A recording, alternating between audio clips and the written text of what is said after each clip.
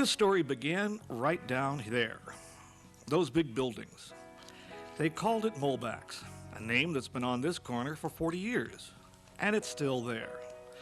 It didn't look like this 40 years ago, and it never occurred to Lina and Egan Molbak that Molbak's would someday become Washington State's largest plant retailer. They never thought Molbak's would become a household name.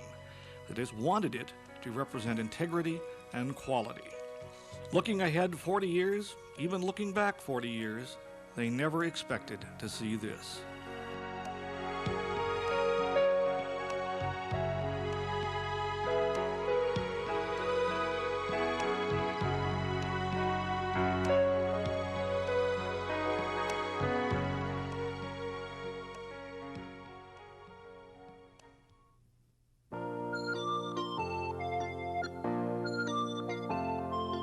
In 1956, after spending 6 years in the U.S. looking for the right business opportunity and never finding it, Lina and Egan decided it was time to pack up their two little girls, Ellen and Kirsten, and head back to their native Denmark. Like the plot of a good book, there was one more place to check out. Friends mentioned a little greenhouse business in Woodinville that was for sale. It was called the Woodinville Greenhouse, located about 15 miles northeast of Seattle. There were 4 acres of land with 5 small greenhouses on it, and cut flowers were the mainstay of the greenhouse then. Egan spotted the carnations first, and they spoke to him, "Buy me," and so he did. The whole bunch, plus the bucket they came in, and the glass house they were raised in. Our old Lina, who was spent that summer in Denmark with Ellen and Kirsten, so I wrote her and told her about it. And I asked, well, what was it I asked? Oh, he said it was an old place. I said, as long as there's a great big old house. So I said, no, it has a little old house on it. And after that, I said, well, as long as there's a big garden, because I grew up with a large garden. So I said, no, there's no garden at all. And she was hesitating, and finally I asked him, is there an opportunity for maybe establishing a good business so we can make a living? So I said, well, I think there's some possibilities.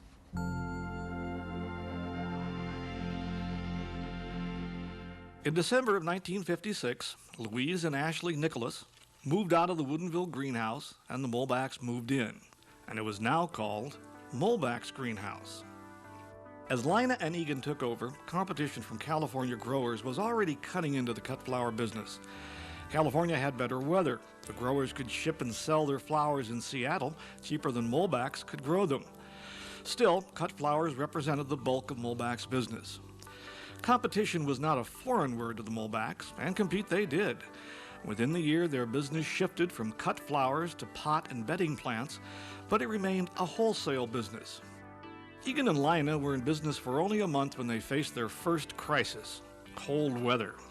1957 produced one of the coldest winters on record, and during the night on January 8th, the boiler that provided heat for the carnations and the other plants broke down. Outside, it was 8 degrees below. Well, I got an alarm and I ran out, and as soon as I get inside the front door to the greenhouse, I realized it was dead quiet. So I get down to the boiler, and the front part of the burner was half melted, and so there was a disaster. The whole thing was shut down. I didn't know a petunia from a marigold.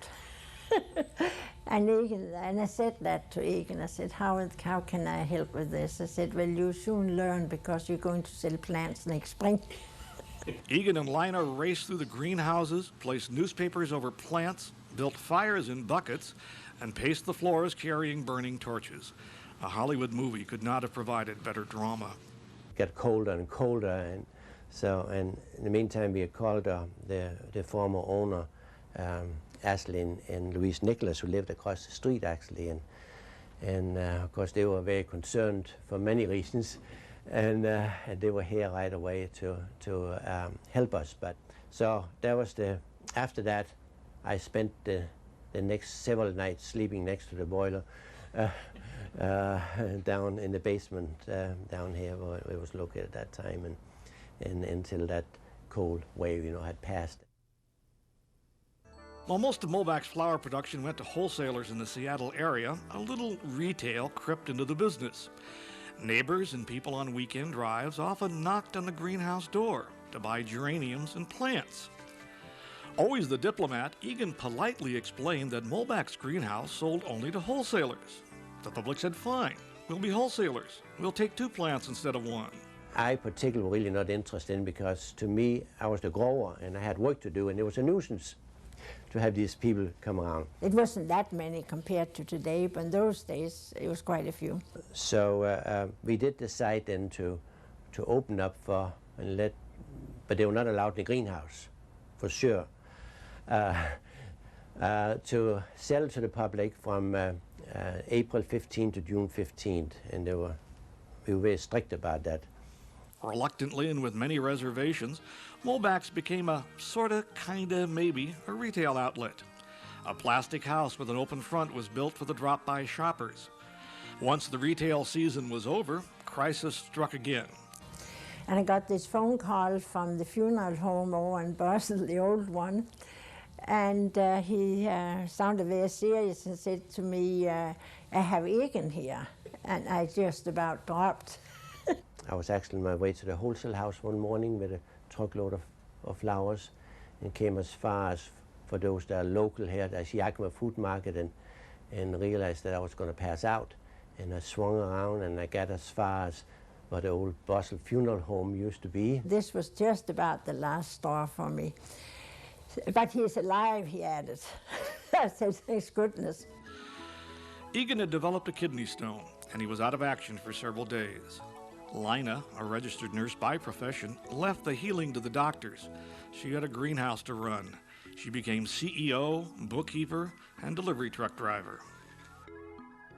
I was happy when I made it up a hill or down a hill without running into anyone or have the truck going backwards. There was no automatic shift in those days. She did fine. At that time she could drive a stick. She can't do that today, I don't think. It wasn't long before Molbak's needed more growing space. They leased the State Flower Nursery in Kenmore in 1959, a decision that gained them national recognition. State Flower had a reputation of producing and shipping nationwide the finest rhododendrons in the country. This was probably Egan's wildest time in the horticulture business. Egan was never at the right location at the right time. It was back and forth every day, always at the wrong moment. And after 3 years of driving the Woodinville-Kenmore Loop, Egan could have replaced Mario Andretti on the race car circuit. In 1962, Egan said enough. He bought State Flower's inventory of azaleas and rhododendrons and moved them to the Woodinville greenhouse. The growing seasons pretty much determined Molbak's private lives. Every day a juggling act. Both plants and family needed their time. In 1959, Lina learned that her father, Jens Fredriksson, was coming to the U.S. from Denmark for a visit that might last more than a year. Living space in the family home was already stretched to the limit. By now, the 2 Molbak girls, Ellen and Kirsten, needed as much growing room as the plants outside. So where to put Grandfather Fredriksson? Plants and flowers dropped a notch or 2 down the priority list to get ready for Granddad's visit. Lina and Egan purchased a built-it-yourself log cabin. It was quickly assembled next to the family home and named Elke House. That name created from the first 2 letters of Ellen and Kirsten's names. With Elke House in place, the Molbaks added 6 greenhouses in 1962, built 6 more in 1964, and they now had a total of 18 greenhouses on the property and 1 brand new boiler. Business was doing well, but in 1968 there was still one nagging question. Do we, or don't we, do retail? So we looked at the books, and good enough it was where we made our bread and butter, or what should we say, the jam and cheese, or whatever you want to call it. And from then on we decided we will then go retail year-round. So Lina was very active in it. It was a matter of making a living, or having something to eat, put it very plainly. The question was settled, and retail was here to stay. A small shop along 175th was built to serve a growing demand for flowers and plants, and it would remain open year-round. When Molbak's opened its doors in 1956, there were 3 employees working the greenhouses. By 1969, there were 100. And in 40 years, the staff has grown to more than 250 employees. When Roger Luce joined the staff nearly 20 years ago, he didn't know much about greenhouses, but it didn't matter. He had a nice smile. Josiah and I had both seen him, and we both liked his eyes. And I think it might have been at a management dinner a few years later when Lina and or Sio, one of them, commented that it was my eyes, something about my eyes that sold them on the fact that I was the right character to be working at Molbak's. he's just done just about everything in the business. I think Molbak's is special. Egan's boss showed up in 1968. That was Lina that started that, not me. Sire's at Jim, and her favorite name is definitely that she is Egan's boss. In the younger years, not so much now. And here I am, 80 years old, and worked with him for 27 years. And I still don't want to quit. And Egan says I didn't have to, so here I am. I love this business. Heading into the 1970s, the growing pains had pretty much stabilized. Another 10 greenhouses were added. Retailing was a full-blown year-round success. The fine gift and floral shops were added. The business was expanding at such a pace that for legal as economic reasons, the business became known as the Molbak Corporations.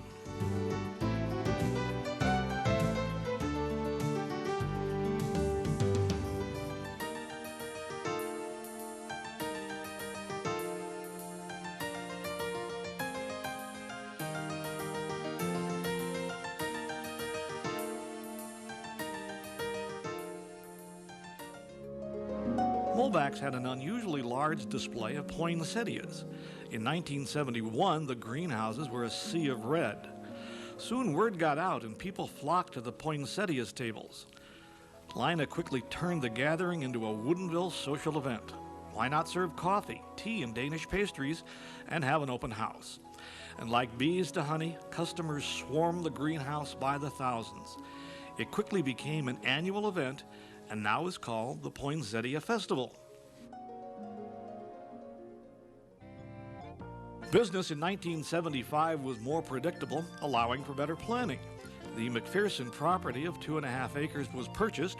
Elke House moved again for the 3rd time, making it the most traveled log cabin in Washington state. Elke House has seen more scenery changes than a Viking raiding party. It's still part of the family and sits here where it serves as an office. According to company records, Elke House has sat here for more than 20 years now, a new record for any stationary object at Molbak's. Probably the most interesting project undertaken at Molbak's in 1975 was the addition of the jungle. Egan calls it a conservatory. Virtually every man, woman, and child in America who claims the title retailer shakes in their gumboots when they think about the retail space the conservatory covers. Egan says, we felt that we couldn't afford not to. It was very important to us, to who we were, to do that. Retail was definitely growing and getting bigger and bigger. And I was concerned about losing some of the atmosphere because we always have, the ambience is very important to us, always has been. And so we were concerned about, at that time, looking too commercial and all that. Shortly after the conservatory was finished, it became the kind of sanctuary Lina and Egan hoped it would be. We received a letter, the company did, from a woman, and unfortunately her husband had passed away, as she wrote in the letter, and she wanted to share with us that the conservatory had given her great strength and kind of a restitude for gathering her peace and quiet and her sanctuary to go back home again. And she wanted to let us know that that had helped her.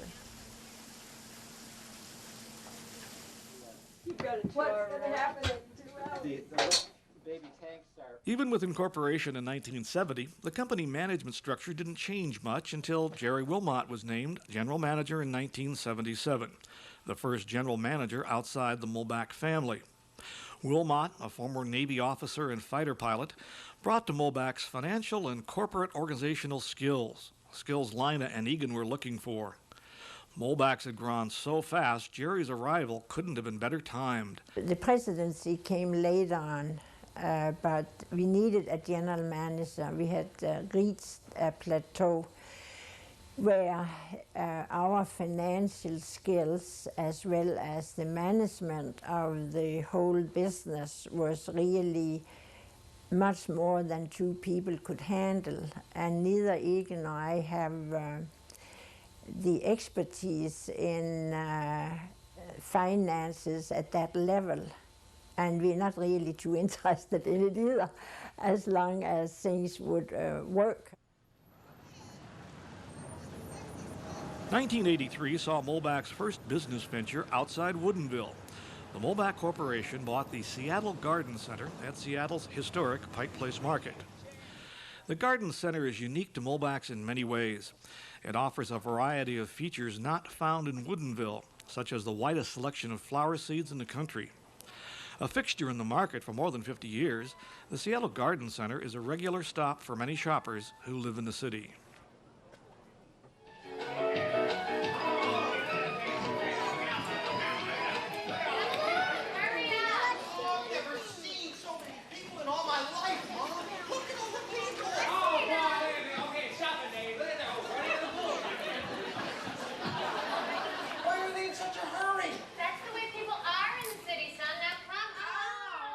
There are hundreds of fairylands in America, but there's only one floral fairyland, and that's at Molbak's.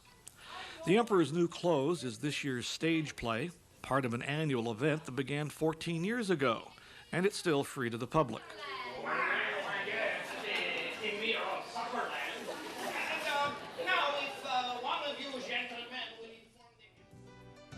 It started in October of 1983 with the production of The Wizard of Oz, a 10-day production, a little gift to customers from the Molbak family and the Woodinville staff. Lina had seen a similar production while visiting her family in Denmark, and within days after returning home, she asked the family and staff if this could be done here. But it was very primitive when we started. We started with one actor who just read a story. He sat on some type of a throne we had created, and the actor read the story and talked with the children. That was the first year, and from that it has evolved gradually. After Wizard of Oz, someone asked, what about next year's production? Well, okay, Oz was kind of fun. We'll try one more. In 1984, Molbak's chose Alice in Wonderland. It was even a bigger success. Okay, we'll try one more, Snow White. By now, Floral Fairyland was a runaway success. Cinderella in 1986, Jack and the Beanstalk for 1987, followed by Little Red Riding Hood, Mother Goose, and this year The Emperor's New Clothes will run for 30 performances.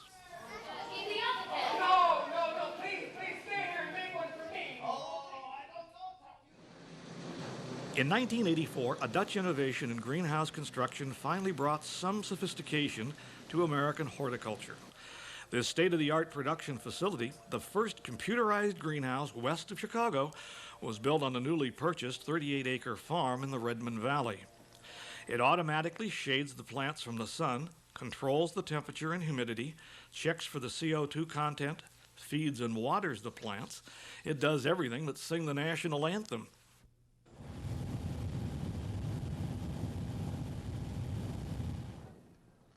There have been many changes and additions to Molbak's over the past 10 years, especially for the Molbak family. In 1985, Kirsten Molbak kept family tradition alive when she became a major player and senior vice president for the company. It had been in my head for a long time, and now having what I call full circle, having gone out and had experience outside the company, knowing what it was like to work for other people and with other people, I had gained a lot of other experience, not only the design experience, but working outside of a family business. So I felt that I had a lot to give the company. It wasn't just being a daughter coming back into the company. I believed, I truly, and I still believe, have a lot of contributions and additions that can be made to grow the business here. And that's what got me excited. The industry itself has also changed, and Molbak's is way out in front leading the way. Along with facility improvements for the staff, the Molbak seminars began, the quarterly was published, the furniture and floral shops were remodeled, and the second range greenhouse was built on the farm. The introduction of computers didn't stop at the farm. In 1989, the first portable data terminal was purchased to take nursery inventory.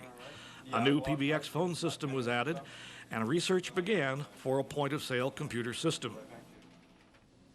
Of course, there was a time when the staff wondered if computers were even necessary. There wasn't much left to sell. In February, much of the inventory was hauled off to the first Northwest Flower and Garden Show in downtown Seattle, an event strongly supported by Molbak's. As you'd expect, there's no holding back for these exhibits. The family and staff sees to it that the Molbak exhibit is always innovative, always a showstopper, winning the Founders Cup Award, the best overall exhibit in the show 4 out of the 6 years the show has existed. And the list goes on. Molbak's has won the Foliage Award, FTD Floral Design Competition, Pacific Rim Award, and the People's Choice Award. By the beginning of the 90s, Molbak was the premier retailer in the Puget Sound area. There was none better. The company was selected to receive the Commercial Award by the American Horticultural Society, and Egan was inducted into the Society of American Florists Hall of Fame. Meanwhile, the Jungle got a facelift, as did the garden store. The accounting office moved, and voicemail was added to the phone system. The only sad note was the retirement of company president Jerry Wilmot. An illness forced him to leave the company after 16 years. So it was quite a, it was a blow to us when we learned that he had ALS, Lou Gehrig's disease, and it was very difficult in many ways. 1 year after he had been diagnosed was when he retired, and of course we had a big dinner for him. And many of the old-timers, old-timers, I'm referring to former employees, came, and so he got a grand send-off, and it was a wonderful evening both for him and Suzanne.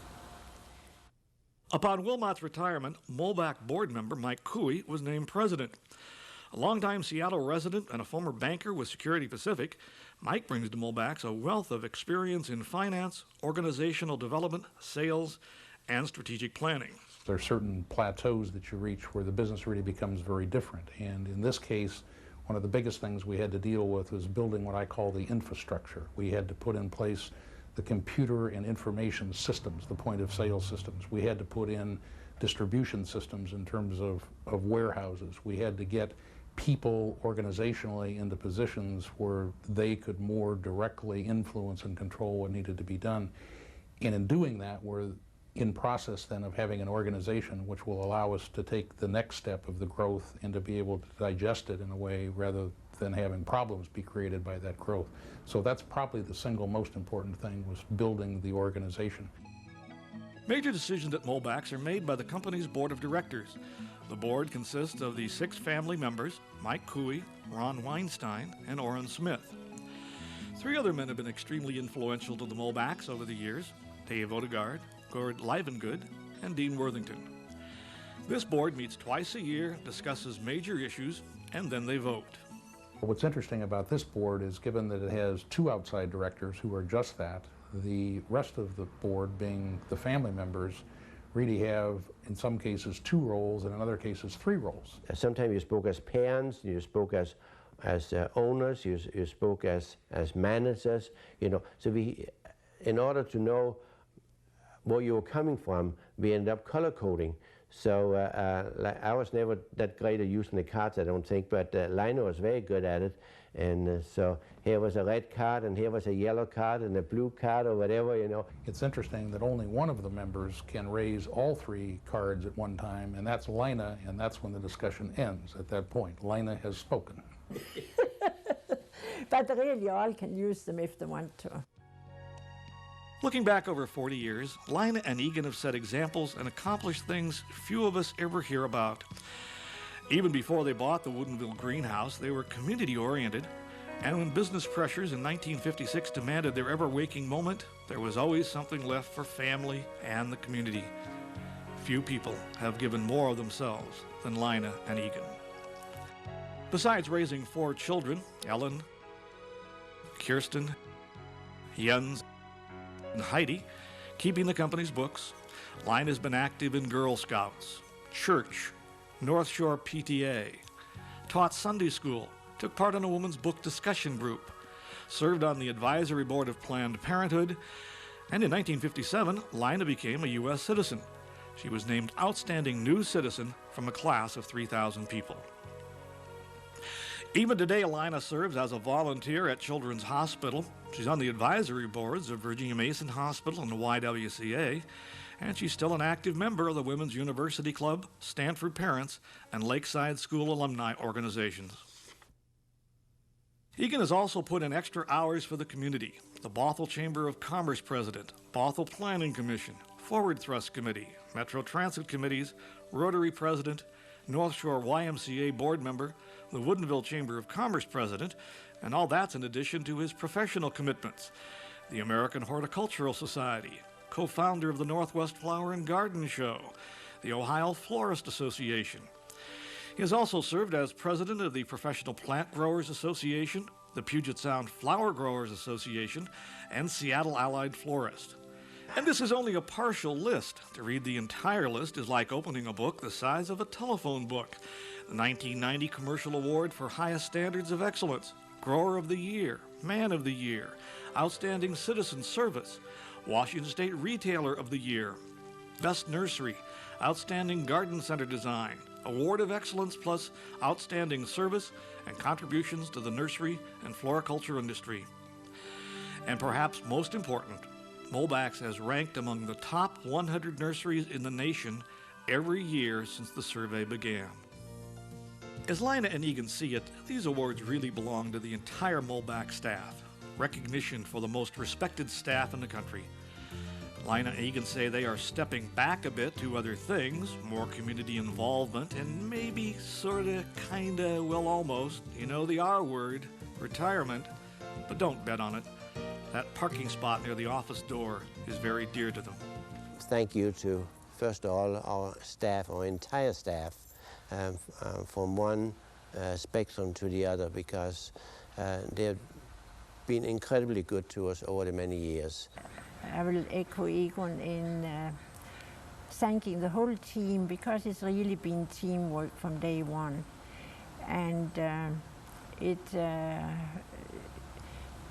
it was something we never could have carried out alone. And certainly thank you to our management, and thank you to our board, and last but not least, thank you to Lina, because without her, I could never have done what we have accomplished there. This has she's been an incredible help over these many years, and still is. The board of directors, along with second-generation managers like Mike Cooey and Kirsten Molbak, are now positioning the company for the next 40 years. The company has never been in a stronger position. Molbak's now grows 90% of its own products. There are over 2,200 varieties of plants in-house, 400 bedding plants, 900 different foliage plants. Over 60,000 poinsettias are sold over the counter and wholesale at the Woodinville store and the Seattle Garden Center. And there's one more statistic that ought to be mentioned.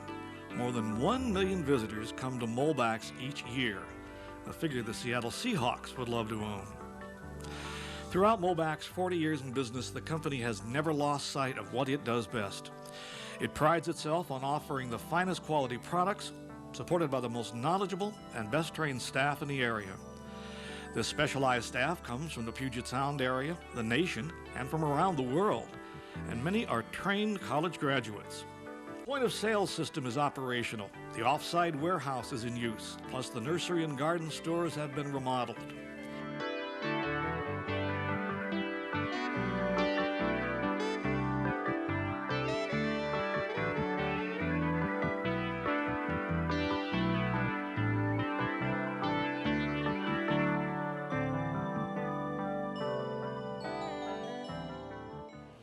On the farm, grading is completed for a new 87,000 square foot vertical retractable roof greenhouse that is expected to be completed sometime in 1997. 1956 isn't so long ago, and 40 years is the perfect time to stop and say, been there, done that, what's next? Lina and Egan brought us this far, farther than their wildest dreams would ever allow. But the story doesn't end there. Tomorrow, when Molbak's doors open, it will be for day one of the beginning of the next 40 years. Molbak's just keeps growing.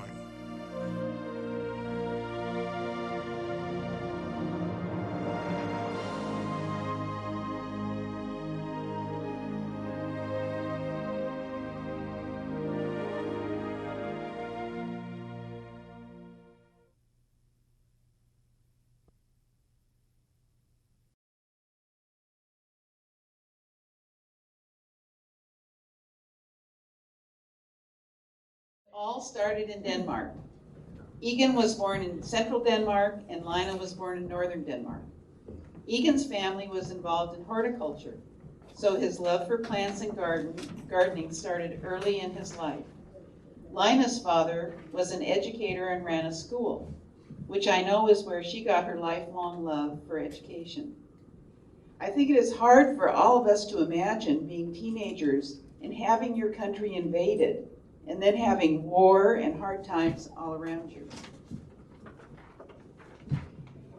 That's exactly what happened to Egan and Lina when Hitler invaded Denmark in April of 1940, and they experienced growing up in the middle of a world war. Luckily for them and for us, they were both able to go to college from 1945 to 1948 at the Odense, and I've said it wrong, we practice this ahead of time, technical school, where Egan studied horticulture and Lina studied nursing. In addition to broadening their education, another important event happened at college. Egan and Lina met, courted, and became engaged. However, always the adventurer and traveler, which is a passion they have both had their entire lives. In 1948, Egan came to the United States for a year as one of 3 exchange trainees of the American Scandinavian Foundation. He had the chance of going to Canada, Australia, or the United States, and luckily came here because he had family in Seattle. During that year, Egan worked for the State Flower Nursery in Kenmore by Inglewood Country Club. Today, the State Flower Nursery is better known as Rhododendron Park due to its world-class collection of hybrid rhododendrons collected and grown by Mr. Reginald Pierce, who collected rare, one-of-a-kind rhododendrons and hybridized his own varieties. So that must have been a very interesting and exciting year for Egan and the start of a relationship that lasted many years. In 1949, after completing his year's program, Egan returned to Denmark to marry Lina and settle down in Denmark. However, that didn't last very long because in November of 1949, they got married, but then headed back to the United States in January of 1950 for their honeymoon.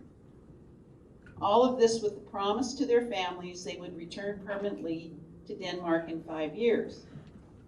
And I understand there's a story here that we'll go into. We now will start this adventure with this young honeymooning couple with $100 to their name, embarking on a romantic 5-day bus trip across the United States to Seattle. Oddly young. So, Lina, here you are. Yes. Just getting married and getting off the boat. Yeah. Getting on a bus. That's right. We spent a few days in New York and went sightseeing, of course, and Egan had been there before, so there were certain things he wanted me to see. So anyway, we had ticket for a Greyhound bus in those days. That was the thing to do for young people, just that young people fly in and out by air. In those days, all the young exchange students took the Greyhound bus across the US. So that was what Egan had planned for us. And it was quite an adventure. and we were only allowed to have $50 each one. So between us, we had $100 because we were supposed to, on the visa we had, to not be better off than any of the local people. So in other words, we had to prove that we could provide for ourselves, and there were two families, one sponsored Egan and one sponsored me, and took the chance on us. So we took the two across US, and I think we were in Cleveland. A young man somehow picked Egan's pocket, and he had all the money, so we had no money on us when we left Cleveland. Young Dane that was on the bus lent us money so we could manage to buy, so we could buy a mount bus, yeah, until we got back to Seattle. So I'll leave it to you, Egan, give that to them. Well, we arrived in Seattle on a rainy night, but it was going back a little bit on that, because my first year over here, it was fascinating, because we grew up, like Lucy remarked earlier, we grew up during the war. Denmark was occupied by Germany, and we were young teenagers. We were 14 or something like that when the war started. You know. So we could not do anything really. I don't think we knew that much, except that you couldn't travel, you couldn't do anything, so you were really tied up.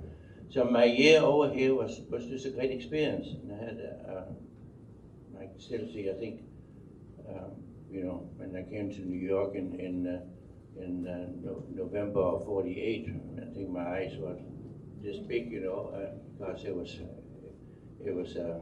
fascinating.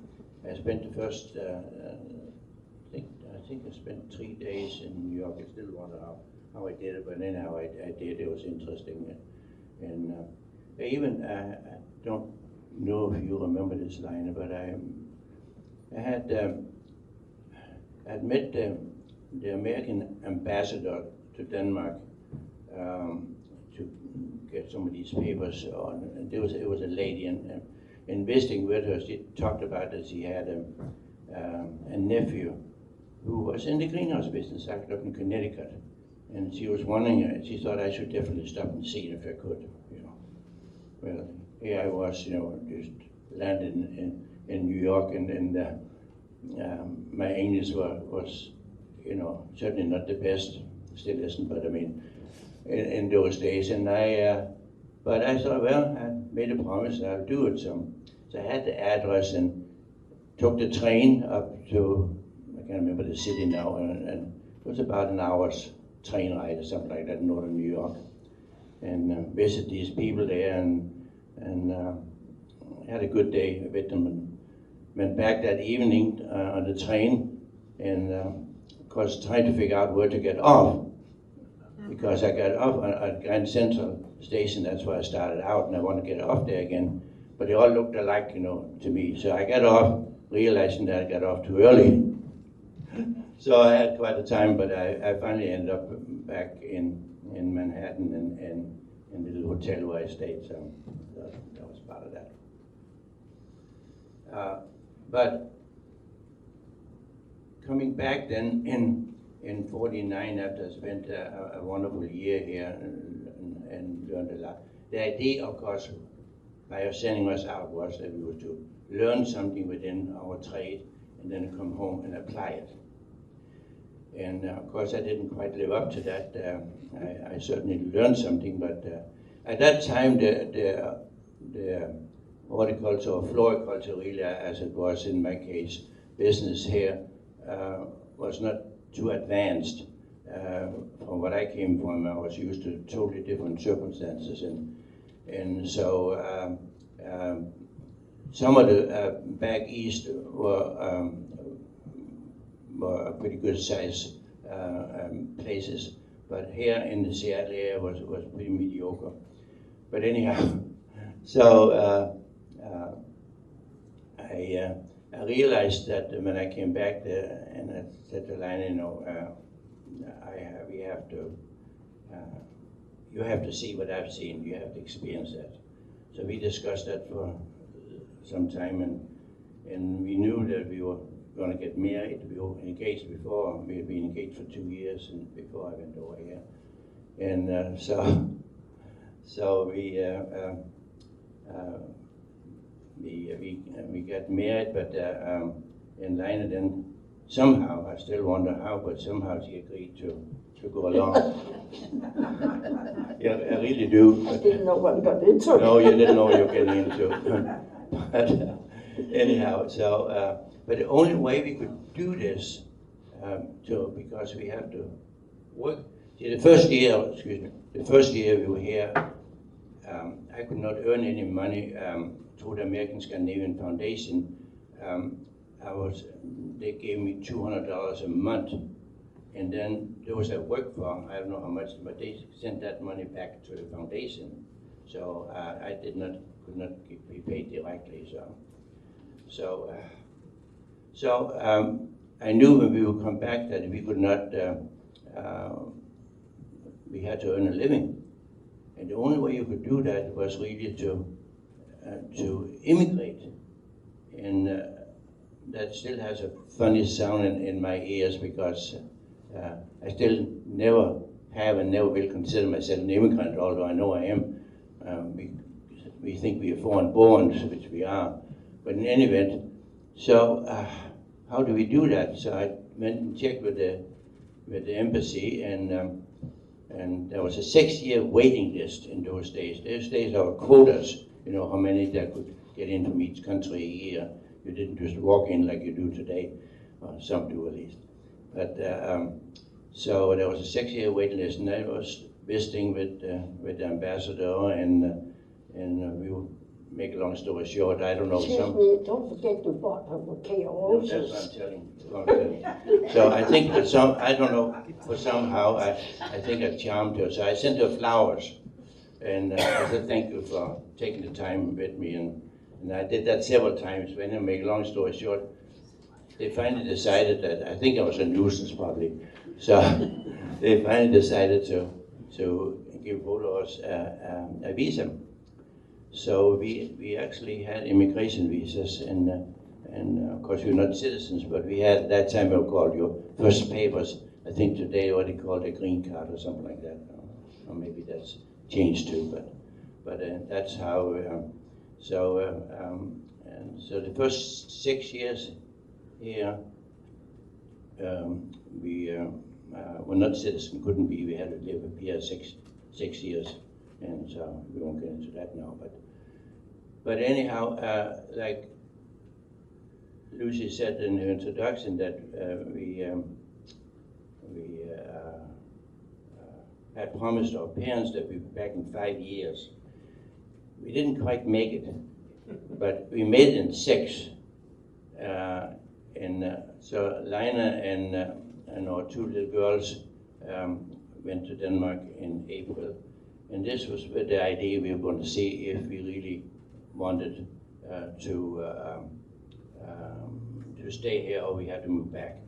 So we stored everything we had, which was not that much in those days, but we stored what we had with some friends of ours, and I moved into a boarding house. And then Lina took off with the 2 girls and spent 6 months in Denmark. And I did join them in September for I think 6 weeks. But I know you're wondering how we ended up in Woodinville, and which was not a place that was very well known in those days, and not known at all except those that lived there. So that summer when Lina and the girls were in Denmark, some friends of ours I spent some time with, and one day they called me and said, you know, we went for an evening drive last night. We went way out in the country, and there was we saw for sale sign on a little old greenhouse. It didn't look very, very good, but you should really take a look at it. it may be a good buy, maybe something you'd be interested in. I said, no, I'm not interested. But you know, having said that, you know, then of course you couldn't sleep and you thought about that and then you said in your mind. So next day I did make it out here. I still can't remember how I did because I certainly didn't have a car. But I did get out here. I must have borrowed a car or something. And so this little, and it was a run-down place. And I'd not been tended to for a long time. It was, part of it was really overgrown with blackberries, and it was pretty bad. But anyhow, it was interesting. So that's when the conversation, Liner, our conversation began, and and you saw that on the video, if there were any possibilities and all that. So I went back to Denmark there in September, and so we had discussions, and we realized, I think both of us at that time, that we had been away too long. Denmark had not changed probably, but we had changed in the time we had been here. And so we did decide to go for it, and that's when this came in, where we got, how we ended up in Woodinville. And the rest of it, well, you were seeing on the video, so you know where the first 40 years, and that was in '96, and now it's, what is it, 16 years later, and we're out of it now, so. Well, what was it like negotiating with the Nicholases to buy their greenhouses when you? Negotiation with you bought the greenhouses from the Nicholases, yeah, and I believe there's pictures of them. Yeah, that's right. I think they were, to be honest, I think they were very relieved. They were in the cut flower business. They grew carnations and chrysanthemums for cut flowers, like we did in those days. But because of the climate in California being so much better and all this, they did a far superior job that we could do up here with all low light.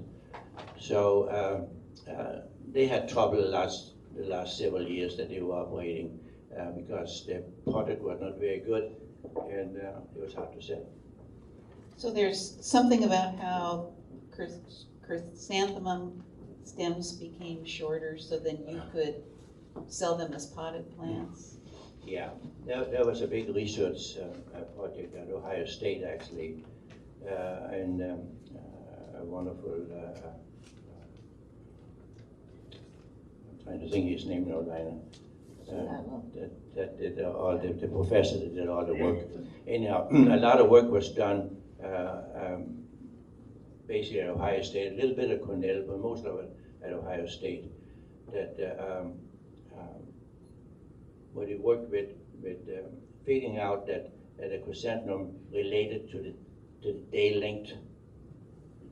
So they figured out how to, by manipulating the day length with shading and all these things, that you could keep it shorter. And that was the beginning of it. It was fair, but then so we started a little bit of growing a few chrysanthemums. But then science really took over, and at that time the United States became very involved in flower production. I should, by the way, say this also because I really did not grow up or graduate in horticulture. That's a totally different line. I came from floriculture, and it's two separate fields, and it still is today. Horticulture is nursery people that grow shrubs and trees. We don't. We grow flowers, both for indoor and outdoor. And it's a totally separate field. So that's a lot of confusion always about that. So what was Woodinville like in 1956 when you moved here? You want to add to that, Lina? It was out in the boondocks. There was a little white house and a very narrow road, and the schoolhouse and the Methodist church and the Young's home.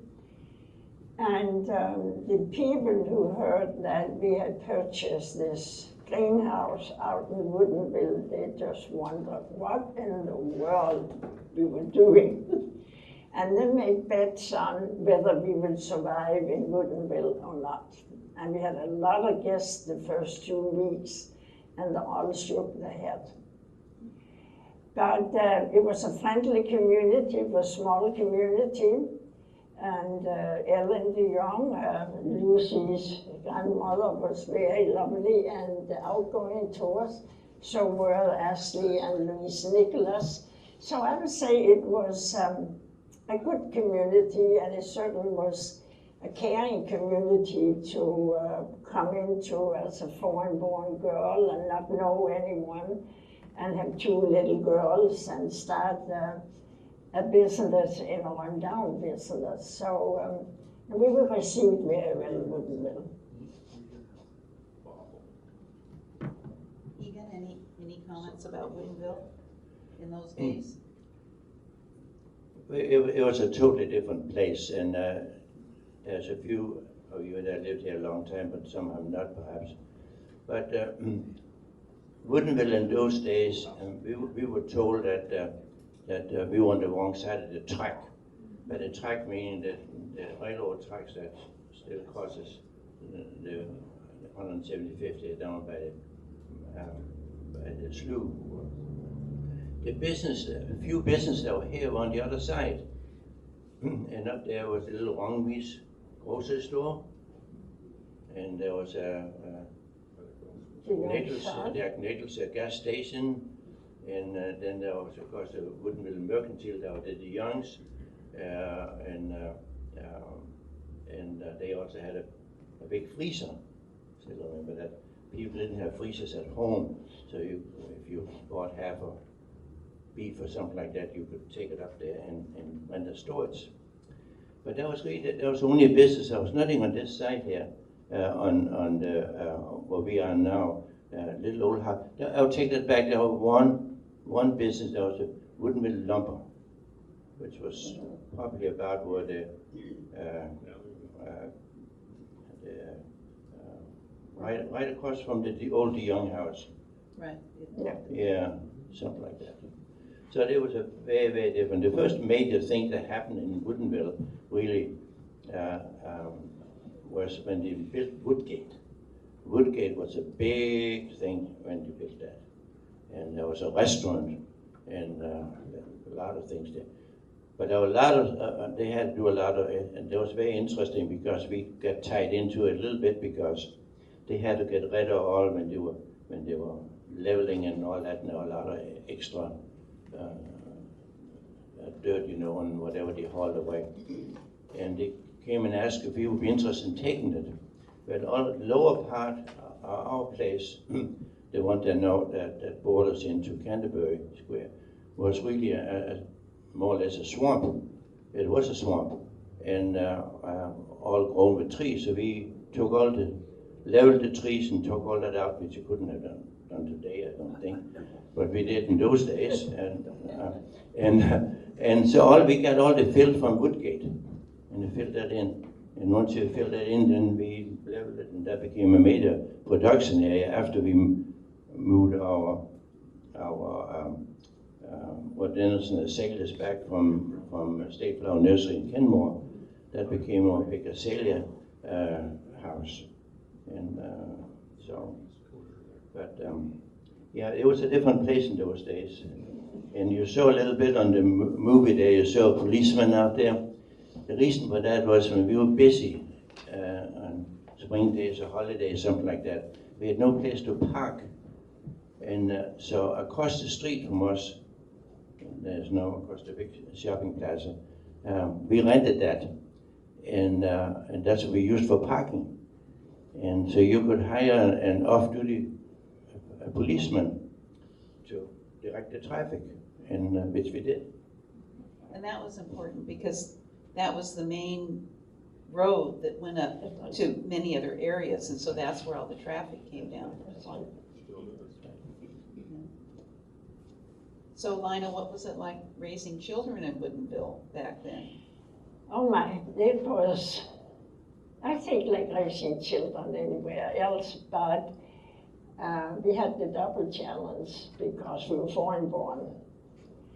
And the children, there was also a plus with the business because I had to quit my nursing mainly to go on Woodinville and put my white stockings and shoes away. And Egan looked at me one day and said to me, when we were moving some dirt or sterilizing some, she said, "Are you missing your white shoes?" Yes, I said, "I am missing my white shoes."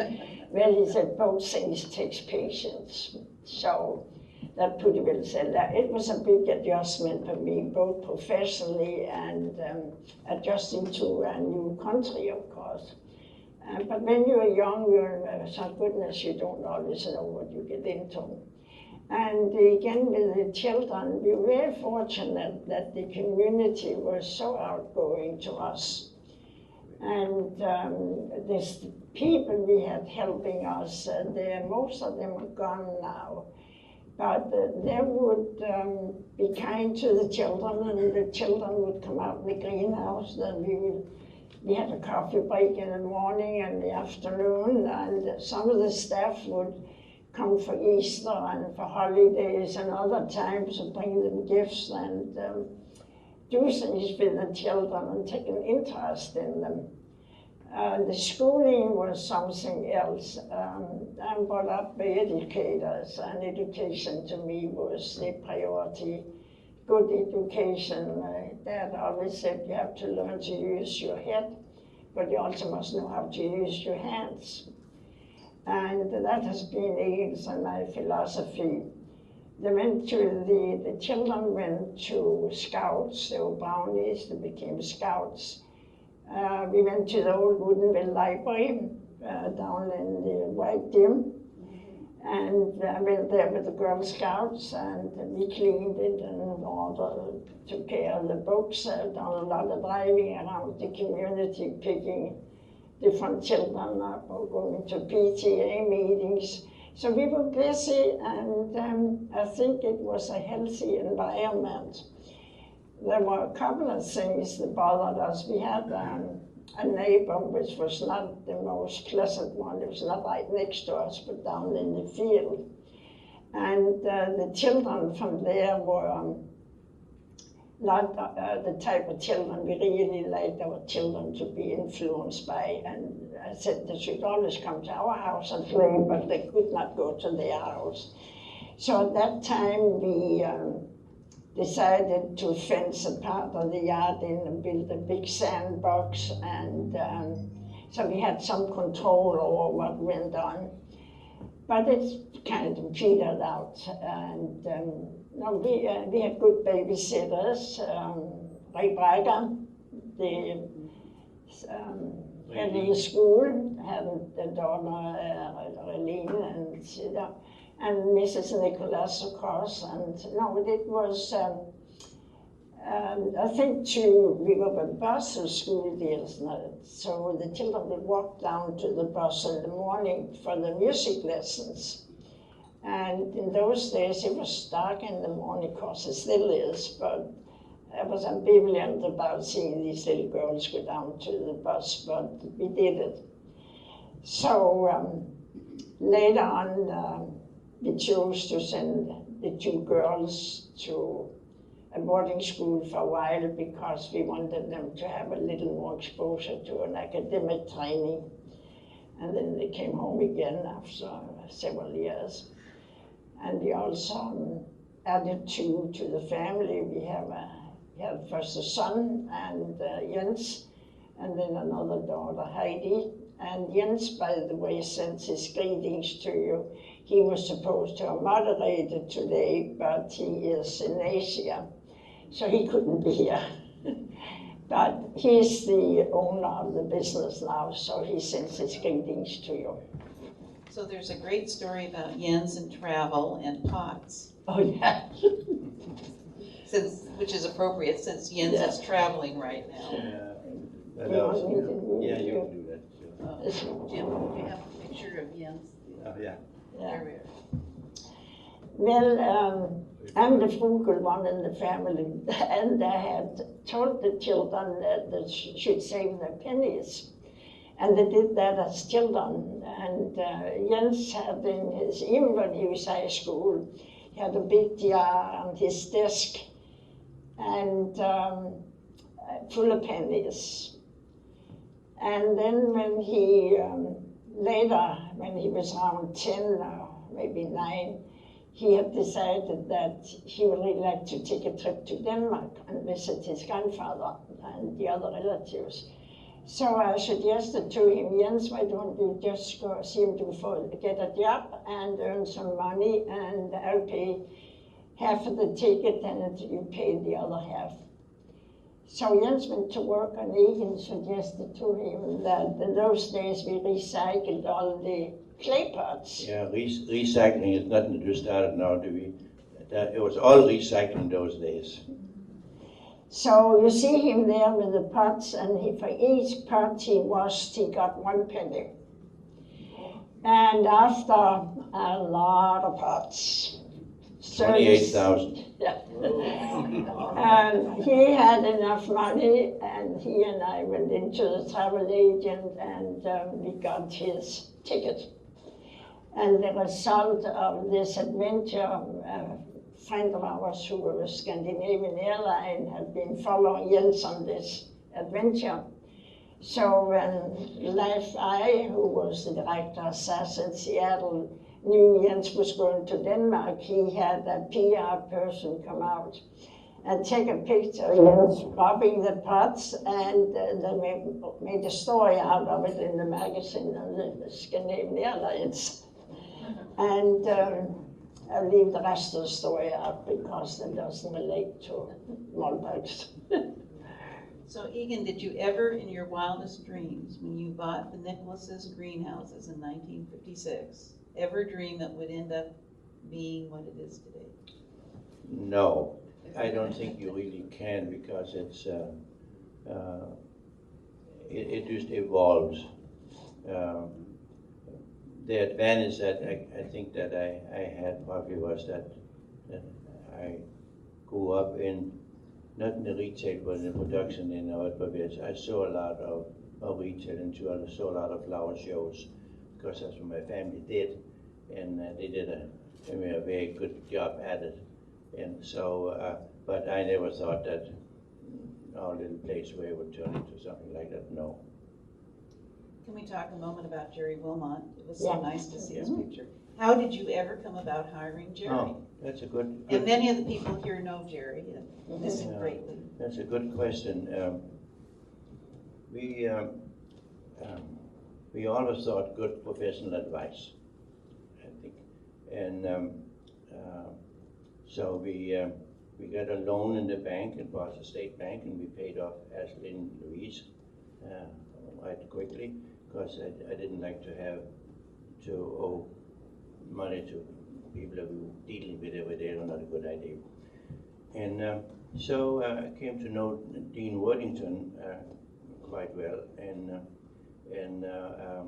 someday we were talking, and I guess it's just been, I think it was our first year of having to pay income tax, and so we had a local fellow doing it, and I mentioned something to Dean about. I said, "Oh, don't do that." He said, "I'll show you who should be with." So he introduced us to what today is Deloitte. At that time, it was 2 Horse Bailey and Smart, I think, something like that. You know, these big companies and get bought out and so on and so forth. So, and Lina always reminds us that the senior partner at that time, Derwood Alkire, came out to our little Woodinville place and set our kitchen table. And that's how we started the relationship with that accounting firm.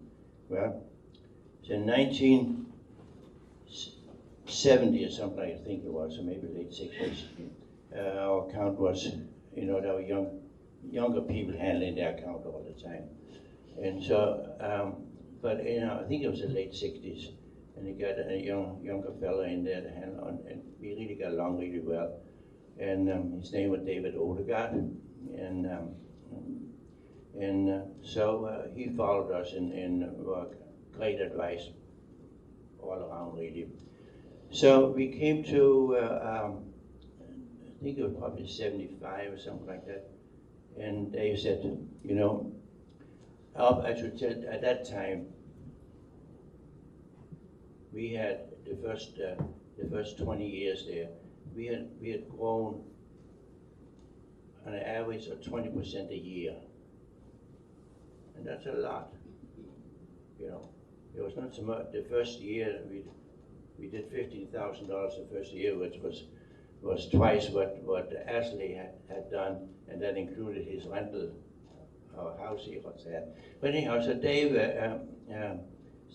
said we need some help because we reached a level now where you need a general manager to help you run this. You were involved in so many other things, and I was involved in a lot of local activities at that time also, but I also began to become on the national level. And so Dave said, you need help here. So he said, I have a suggestion. He said, I was talking to a good friend of mine. We went to school together, and he was a fighter pilot in Vietnam, but he also worked for a bank ever since he came back here for a year or so. And they said, I'll talk to him next time that the GI stops by our house. He said he always stays with her all night when he comes out here. Next time he comes out, I'll talk to him about it. Well, sure enough, and that was how we met GI Wilmot, and we visited with him and talked to him, and we said, we knew he didn't know, like Lina said, he certainly didn't know marigold from a petunia. He didn't know anything about it, but he did know financing, and so that was the beginning. We hired GI, and which did many good things for it. It freed me up to do some of the things I know I was getting into on the national level. So yeah, that's how we found him. Well, he was a wonderful addition to your organization. An outstanding man. He was not only outstanding in the financial part, but I was picked up on some of the things that Egan and I liked to carry on and we couldn't do, and he kept on educating the staff. For instance, I think he had them read a book once a month. They got together and reviewed whatever books, management, and his management skill was excellent. Yes, he was an excellent manager. Yeah. I learned at your house the other day that in Denmark you always have coffee and pastries in the mid-morning.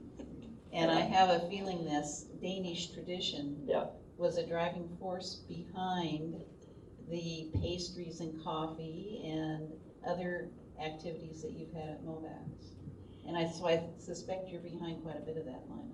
Some of it, yeah. Well, there's, as you saw in the video, the pastry and coffee we serve at Christmas time, that came about, I can't remember, it was in the video when it happened. But Egon suggested, why don't we have some coffee and pastries during the holiday season? So we did that, and they had an open house, and I still remember one of the other people that were involved in the similar business coming out that Saturday when we had the open house, and he said to us, do you really like to do that? I said, yeah, but that's a lot of people to serve for. I said, but that's all right. But we had around 400 customers that day. So it was early on, and it became a tradition, and you all know, I think, how it has grown over the years. And that was one of the traditions for the staff. We always, also to begin with, not later, but when Egan and I were running the business, we always served coffee and cookies for the staff at 10 o'clock and at 3 o'clock. And for holidays, we did something special too for the staff. So it was kind of give and take situation. The Fairyland, of course, was picked up in Denmark. And as Egan mentioned, the flower show in Seattle was definitely the reason we were behind it to begin with, when Dwayne Kelly, the founder of the flower show, came out to talk to us. And Jerry was in on that meeting. And we knew what a flower show could be like, so Egan decided that we would go for it. Though then the other thing we also did, that probably now is pretty common, we did a lot of education with the school children, with the scouts, and also with some of the young people who had mentally less capacity, were handicapped in some way. We have employed quite a few there, 1 or 2 at the time, so they could have a job and earn some money. And can you think of anything else? I think you covered everything. Well, I was kind of interested in how you got into poinsettias and whose idea was the poinsettia tree that we all love. How did we get into poinsettias? Yeah. I think I mentioned earlier maybe that and that was one of the reasons probably that Ashley and Louise had to sell the business, because growing cut flowers just did not work anymore. So we started doing a few, not very many, a few like the pot mums, and something like, I think it was 20 a week or something like this. Not 20,000, but 20. And then we the very second year, yeah, that's interesting, and you will remember that line when I tell you now. There was before that poinsettias, if some of you old timers might remember, that poinsettias didn't last very long. You got them home day before Christmas, and if they lasted through Christmas, second Christmas Day, it was good, you know. But a lot of work was done on the not by us, but by breeders, to make the poinsettias long lasting. And the first one I remember was Mickelson's, came out as the Beulah in Iowa. And then the poinsettia king of the world was the Ekis down in California and Encinitas.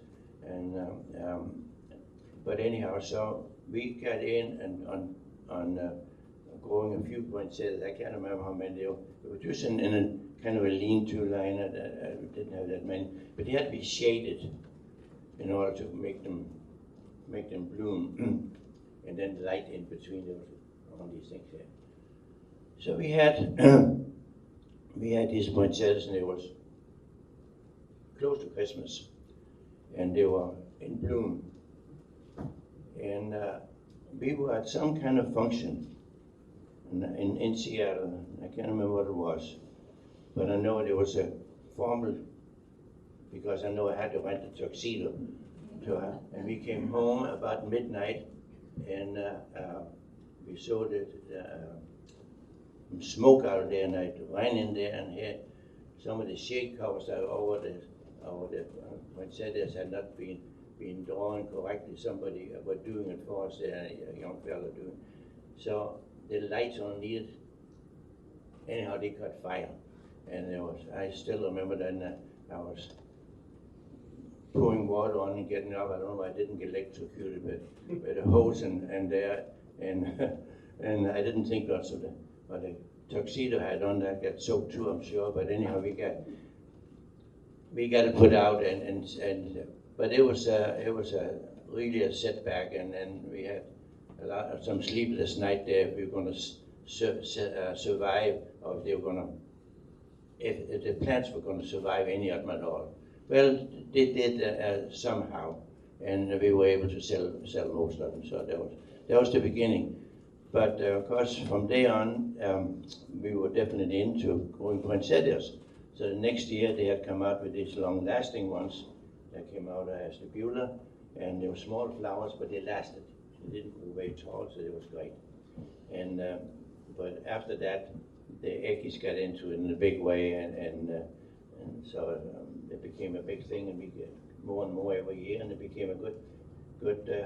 We did have 1 year where we had a real problem with them, where we end up with mildew in them right before Christmas. We dumped a lot on. In fact, we went over, the children and I, the girls and I went over, I think on Christmas Day and dumped it because we didn't want the staff to come in and see them then, you know, after they come back after Christmas, you know. But it was yeah.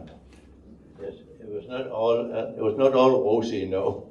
There were some tough times. There were some tough times, yeah. So part of it, what the poinsettia is you used to grow them down in the greenhouses. And I know getting those greenhouses that came from the Netherlands was quite an ordeal, getting them through customs and to the United States, Yeah. if I remember correctly. Yeah, but yeah, it was. The Dutch were very innovative, and so were the Danes in new glass greenhouses. But the Danes did not do anything outside the country. The Dutch did. They were very aggressive in doing that. So we became acquainted with a fellow there. In fact, he flew over, and we had discussions with him about how to do this. So they shipped all the things over, every bit, the staff too. There was all staff from his own staff from Holland that came in and built it. And it was a terrible thing. It was rainy and wet and muddy, but anyhow, somehow they were tough, and they lived through it. And this is the picture there to see today. That was the first group that we had. Then we built 2 years later. We built the second range, and then it was probably about maybe 10 years later when we built the one with the retractable roof there. And they're still all there. And you probably know that decision was, we don't, I have been out of it now since in 01, and so when Jens took it over, and decided that it was, and it's a trend throughout the country that garden centers with their own production facilities, like we had, which was very, very good for a long time, but can no longer compete. We can't, things are mass produced today in these large modern facilities, and you can't compete. So they are all little by little getting out of it. And so did Molbaks. And so they are no longer producing anything. They are all produced by others that are strictly in that business.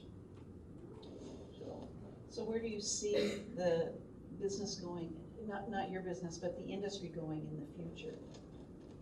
You've seen a lot of changes from when you started. A lot of changes, certainly.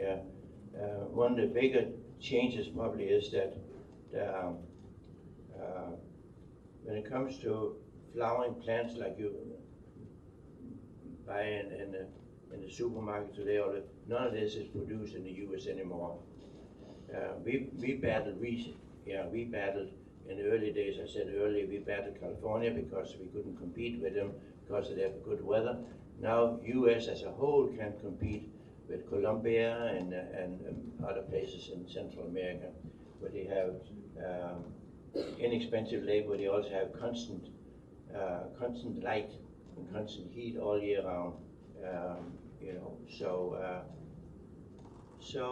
But the one thing that we can still do is because the U.S. still don't allow plants in soil being shipped in here.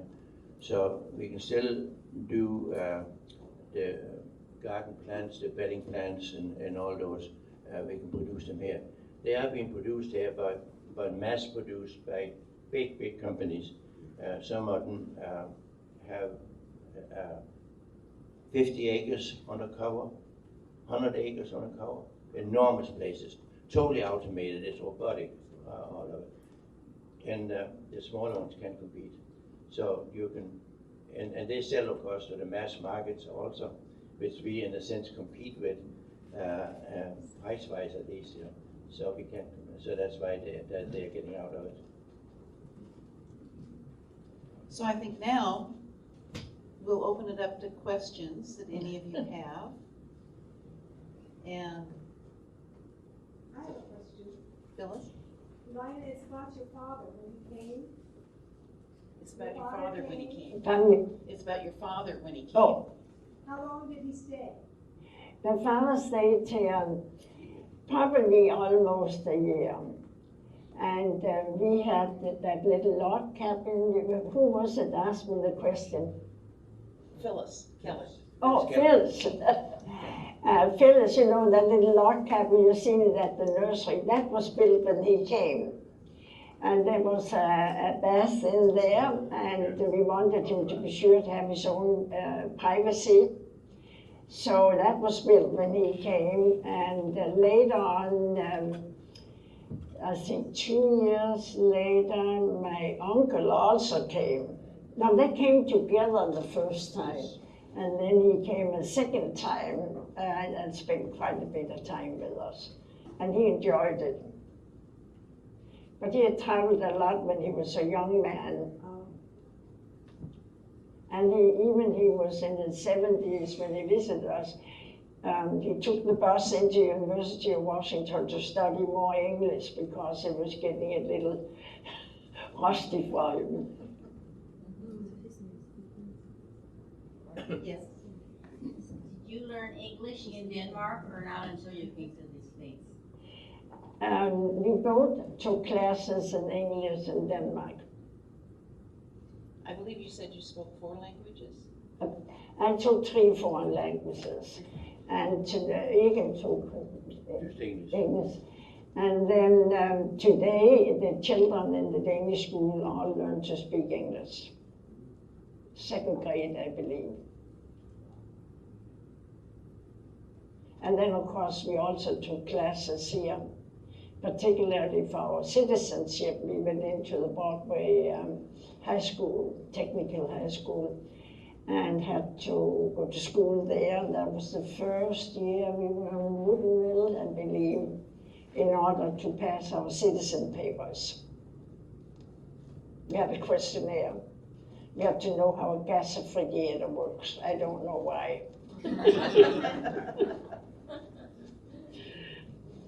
Egan, my question is, I know the flowers come from Ecuador and different parts of the, the countries. However, what about organic gardening? Does that have to be from here? Is there Organic gardening, like the organic growth, which is very popular now?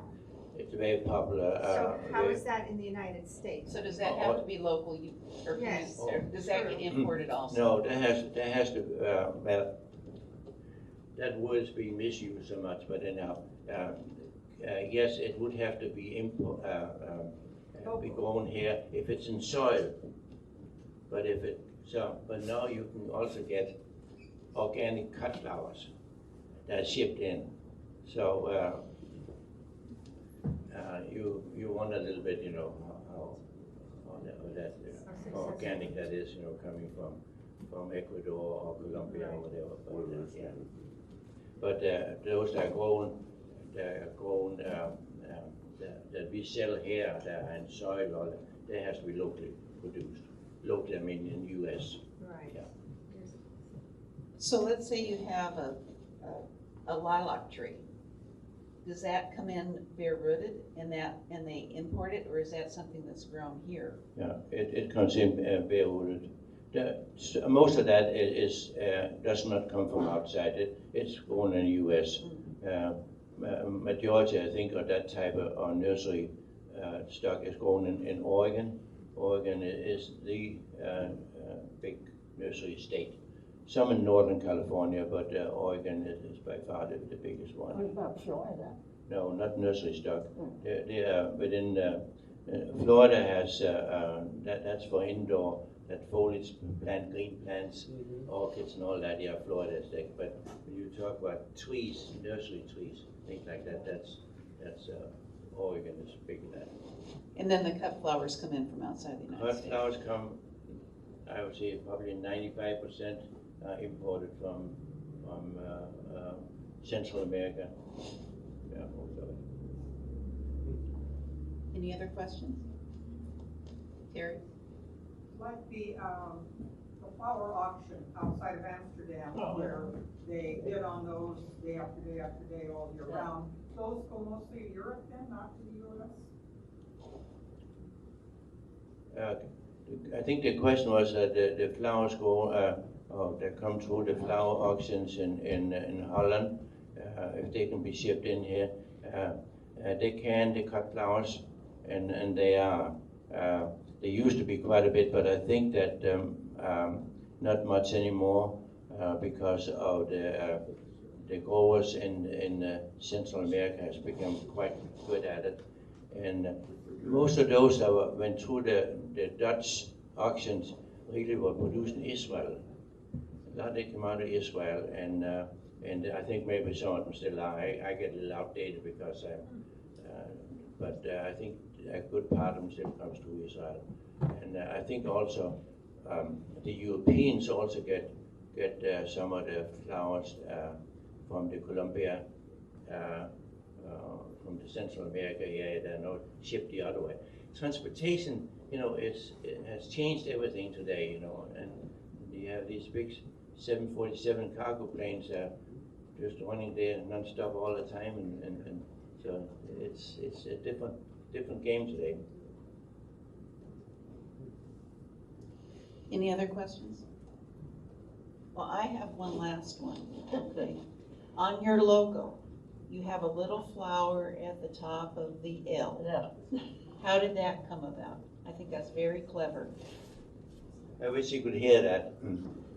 It was we had a PR person, Line and I did nowadays, Ada Lou Wheeler, who had her own business.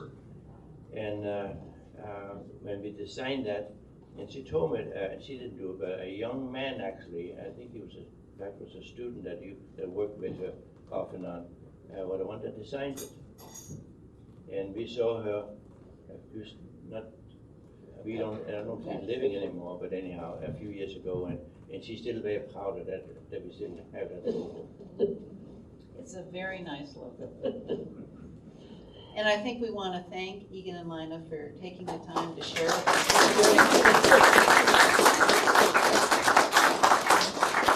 And we want to thank them for buying the Nicholas's greenhouse and becoming so much of our community and helping to put Woodinville on the map.